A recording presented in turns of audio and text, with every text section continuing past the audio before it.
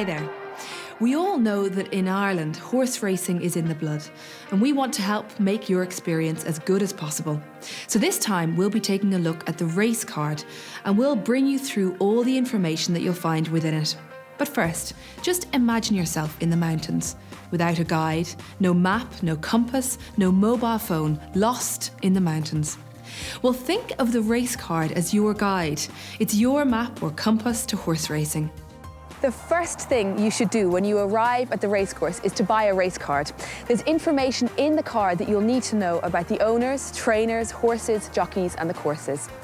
Here is a typical page from the card. It looks like a lot of information at first, but when you look closer, it's not complicated at all. The first thing we see here are the colours that the jockeys will be wearing. Every owner has to have their own colours, and the trainer keeps a set of these in the stable yard. These colours are registered with Horse Racing Ireland and are exclusive to each owner. They're called silks because they're made from the lightest material possible, which traditionally has been silk. Other modern materials are used now. Some of the colours are very distinctive, but there are many variations and combinations. So a little tip is that when you're in the parade ring and the jockeys have mounted, try to remember the colours of the jockeys' caps. It's often the only identifying feature you'll be able to see once the race starts, if the horses are bunched or if it's a tightly knit group as they're coming down the straight towards the finishing post. When there are two horses in the race which have the same owner, two jockeys will have the same colours, but there will be a difference in the markings on their caps. Every horse has a number which is displayed beside the saddle, and when you first see it in the parade ring, this number makes it very easy for you to identify the horse that you may have picked. These numbers, however, don't bear any relationship to the horse's position in the stalls at the beginning of the race, but they can be an indication of the weight that the horse has to carry. The one that has been handicapped with the most weight, and probably the favourite, is given the number 1, and the next most weighted horse is given the number 2, and so on. We'll explain how the handicap system works at another time. Here's the name of the horse, and there isn't much to say about this except that many people pick a horse simply because they like the name, and sometimes this technique works. This is where you will see the colour of the horse. Knowing the colour of your horse will help you spot it from a distance. For example, B is bay, BR is brown, CH is chestnut, and GR is grey. Of course, it makes it easier to spot your horse when you know the colour. Some of us have a liking for a horse of one colour or another, and knowing this in advance of the race may influence your decision of which horse to pick. There's often confusion with getting it right when it comes to talking about horses and whether it's a boy or it's a girl. There are quite a few options here. You'll see here on the race card a series of abbreviations which are telling us about the sex of the horse. C is colt, which is a young male horse less than 4 years old who's still intact. H is horse, an adult male. G is gelding, which is a male horse that's been castrated. F is a filly, which is a young female, and M is for mare, which is an older female. At this stage, you're really getting to know a lot about your horse, and having this information should help you make your decision.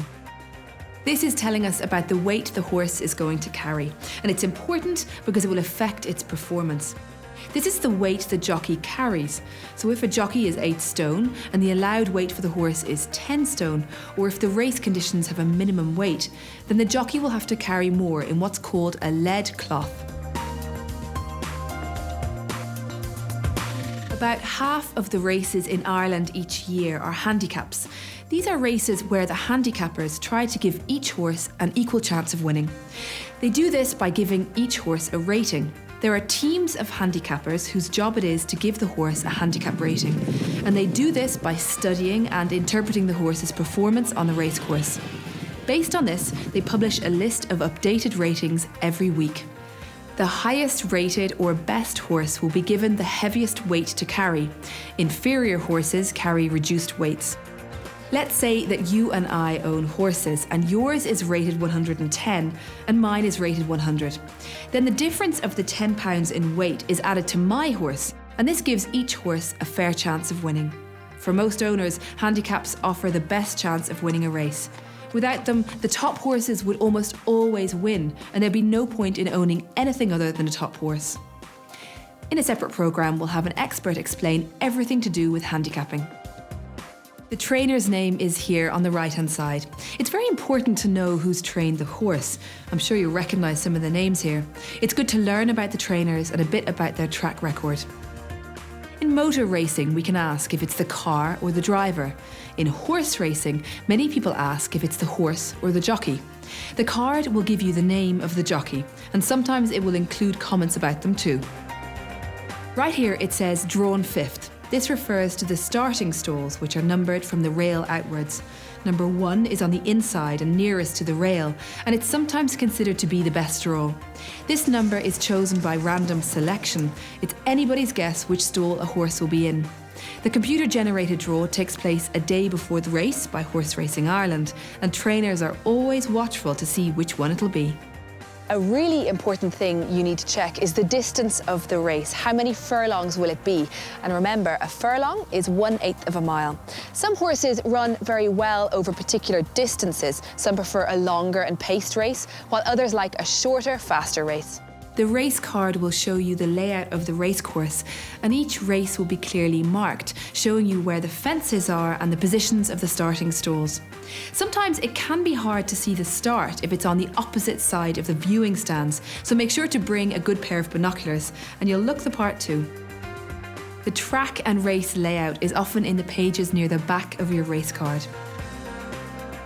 There will usually be some information about the horse's past performance, or what's called their form. A commentator might have written something about a particular horse to give you an insight into its recent performances. D means disqualified. 0 means it didn't finish the race in the first 9. R is refusal. U means the rider was unseated. P means the horse pulled up. And F is fall. So there you have it. I think you'll agree it's really worth picking up one of these race cards because it gives you very useful tips. To quote a horse racing saying, it'll keep you on the inside track. Till the next time.